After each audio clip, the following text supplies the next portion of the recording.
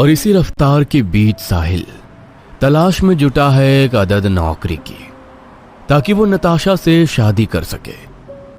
नताशा वो लड़की जिससे साहिल अपनी जिंदगी से भी ज्यादा प्यार करता है, और नताशा भी उसके बिना नहीं रह सकती। लेकिन ना तो नताशा को इस बात का पता था और ना ही साहिल को कि अगले कुछ दिनों में उनकी जिंदगी पूरी तरह पलटने वाली है। रात के 12:30 बज रहे हैं। घना अंधेरा बाहर पसरा हुआ है। कुत्तों के भौंकने की आवाज लगातार आ रही है। नताशा के कानों में ईयरफोन लगा हुआ है और वो साहिल से बातें कर रही है। नताशा की पालतू बिल्ली किट्टी दूर बैठी उसे देख रही है, लेकिन कोई और भी है जो नताशा को लगातार घूर रहा है, जिसका पता उसे बिल्कुल नहीं है। वो तो बस साहिल से बातें। परवाह मत करो, मैं तुम्हारे बिना नहीं जी सकती। पर नताशा, मुझ जैसे बेरोजगार को कोई अपनी लड़की क्यों देगा? देखो साहिल, नौकरी का मिलना या ना मिलना ये एक बहुत ही टेम्परेरी फेज है, और इस टेम्परेरी चीज के लिए लाइफ की परमानेंट खुशियों से समझौता नहीं करते। चलो अब जल्दी से फोन पर किस दे दो। मैंने बहुत लेक्चर दे दिया तुमको, मेरी एनर्जी लॉस हो गई है। किस? हाँ किस। नहीं देना क्या? ठीक है, मैं रखती हूँ। अरे नहीं नहीं, मैं दे रहा हूँ ना। तकिए को सीने से लगाए नताशा ये बात साहिल से कर रही थी। तभी उसकी नजर खिड़की पर गई। उसे एक साया खिड़की पर दिखा। उसके बाल खुले हुए थे जो हवा में लहरा रहे थे। अचानक से उस पर नजर पड़ते ही नताशा डर गई। साहिल एक मिनट रुको, लगता है कोई मेरी खिड़की पर है। खिड़की पर? अरे खिड़की पर कौन होगा? वही तो देखने जा रही हूँ। कान में ईयरफोन लगाए हुए ही वो खिड़की के पास पहुंची, लेकिन वहां तो कोई नहीं था। यहाँ तो कोई नहीं है, लेकिन मैंने अभी अभी यहाँ किसी औरत को देखा था।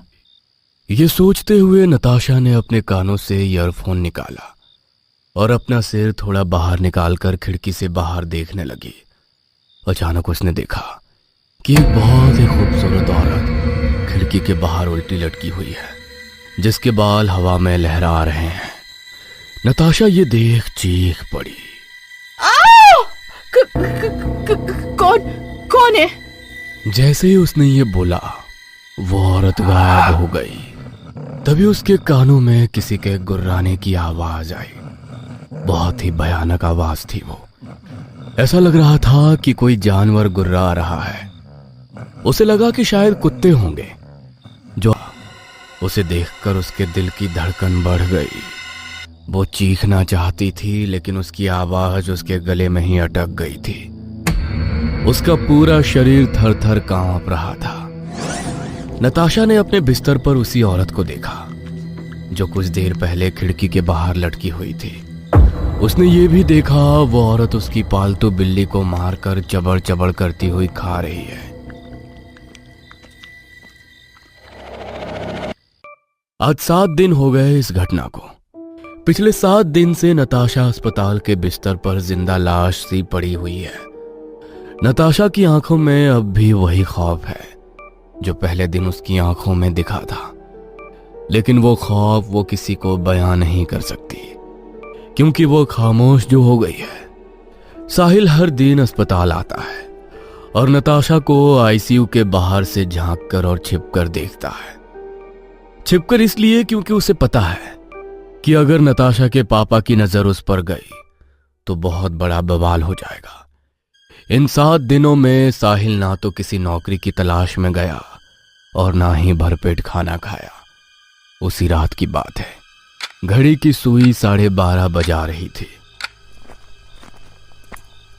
साहिल अस्पताल के कैंपस में बदहवास सा टहल रहा था और बार बार आसमान की ओर देखकर भगवान से नताशा के जल्दी ठीक होने की प्रार्थना कर रहा था। वो इस कदर उसकी यादों में खोया हुआ था कि उसे इस बात का जरा भी इल्म नहीं था कि दूर बैठी एक बहुत ही खूबसूरत लड़की उसे लगातार एकटक आंखों से देख रही है। कुछ देर बाद वो लड़की उसके पास आई और उससे कहा, एक्सक्यूज मी। साहिल ने उस लड़की की तरफ देखा भी नहीं। लड़की ने एक बार फिर से उसे कहा, एक्सक्यूज मी। इस बार साहिल की नजर उस पर गई। साहिल कुछ देर तक उसे एकटक देखता रह गया। फिर उसने उससे कहा, जी आपने मुझसे कुछ कहा? हाँ जी, मैंने आपसे ही कहा। जी बोलिए। मैं आपको पिछले 8 दिनों से देख रही हूँ। हो गया है। अस्पताल की मशीन के बीच उसे घिरा देखना मुझे बिल्कुल पसंद नहीं है। मेरी नताशा ऐसी नहीं है। वो तो नदी के पानी की तरह है, बहती रहती है, उछलती रहती है, हंसती रहती है। टेंशन से तो उसका दूर दूर तक कोई नाता नहीं है।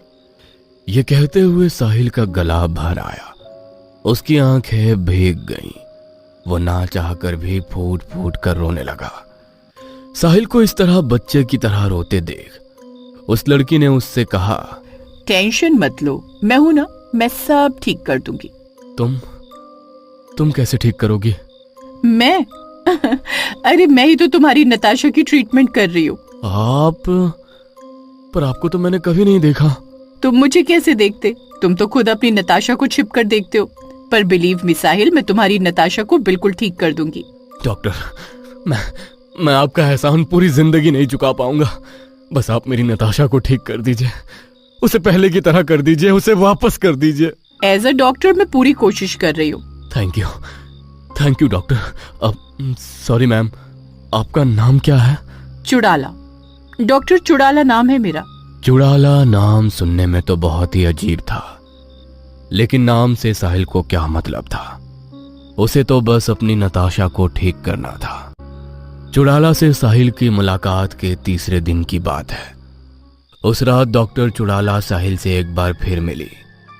आज उनकी आंखों में खुशी साफ तौर पर झलक रही थी और उसने उस रात जो बात साहिल को कही, उसे सुनकर साहिल की आंखों में एक बार फिर से आंसू थे, लेकिन इस बार वो आंसू खुशी के थे।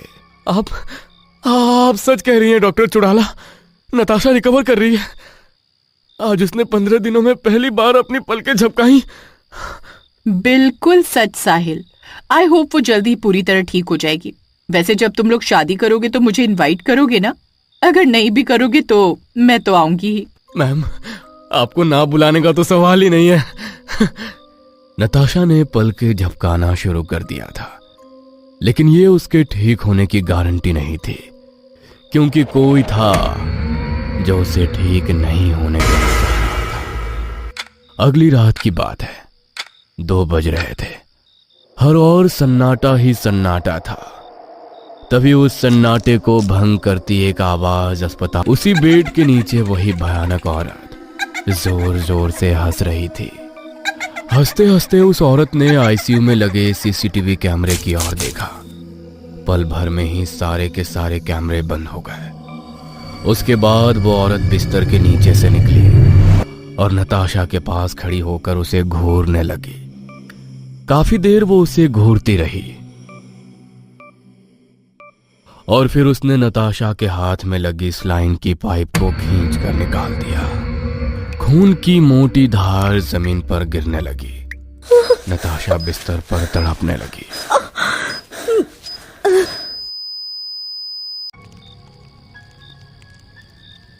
शमशान घाट में नताशा की जलती चिता को दूर से देखता साहिल बदहवास सी स्थिति में था। वो चाहता था कि वो खुद भी नताशा की जलती चिता में कूद जाए। वो चला जाए उसके साथ हमेशा के लिए, इस बेदर्द दुनिया से दूर। साहिल की आंखों में अब भी वो। देर से क्यों आए हो आप? पिछले 10 मिनट से मैं आपका वेट कर रही हूँ। अब सॉरी मैम, वो आज ट्रैफिक बहुत ही ज्यादा है। तुम लोग भी ना झूठ बहुत बोलते हो। मैम, इसी कमाई से रोटी चलती है मेरी, मैं क्यों झूठ बोलूंगा आपसे? अच्छा ठीक है, चलो अब। मैम, ओटीपी बताना। नताशा ने साहिल को ओटीपी बताई और फिर साहिल अपनी बाइक पर उसे बिठाकर उसकी मंजिल की ओर बढ़ चला।